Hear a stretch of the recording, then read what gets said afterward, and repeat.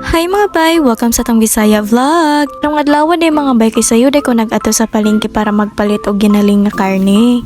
Napag-isipan man gud nako mga bay nga magluto ko karon og pork kalabasa nga bola-bola. Ali ang nagasto lang nako mga bay kay kaning sa pork, kay kaning kalabasa man gud mga bay kay hinatag na sa ko ang ante. So ang ako ang una nga gibuhat mga bay kay ako din gihugasan ning karne.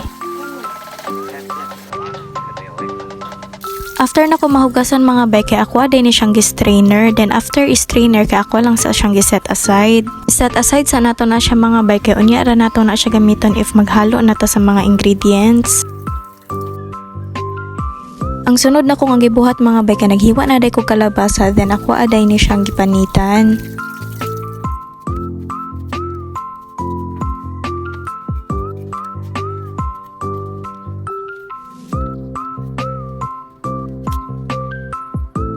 Pagkahuman ako sa kalabasa mga bay kay nagdiretso na pod ko diri sa paghiwa sa mga lamas. So sa mga lamas mga bay kay dili dyan na mawala ng bombay ug ahos. Bisag kanilang ang lamas mga bay kay bites na kaayo ang lasa sa tuang lutuon.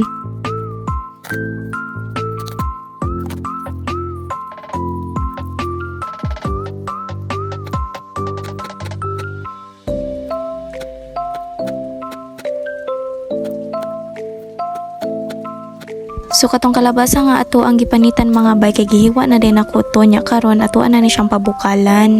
Pabukalan din nato ning kalabasa mga bay para pag muhumok siya pwede na nato siya madugmok. Para ma-check kung humok na ba ang kalabasa mga bay kay ako ra day siyang gitusok gamit ning kutsara. Pag humok na ang kalabasa mga bay kay pwede na day nato ni siya hanguon.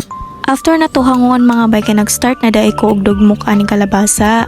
Pag human ako dugmok sa kalabasa mga bay kay gian na day dayon nako ang bombay ug ahos. Pag humana na mga bay kay gisunod na day nako ning giniling nga karne. Ra dili gahi ang atong bola-bola mga bay kay nag-add ko isa ka large nga itlog. Gibutngan pa nako ni siyag paminta, magic sarap ug asin mga bay.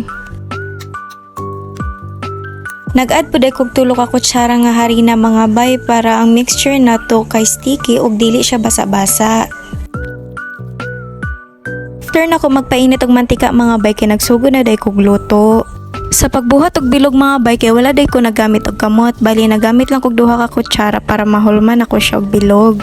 Sa pagluto ani mga bay dapat hinay lang ang kalayo, then pag mag golden brown na siya kay pwede na siya hanguon. Ug dara, mauna ni ang finished product. Suon sa pay mo ganahulat, tara mga unta.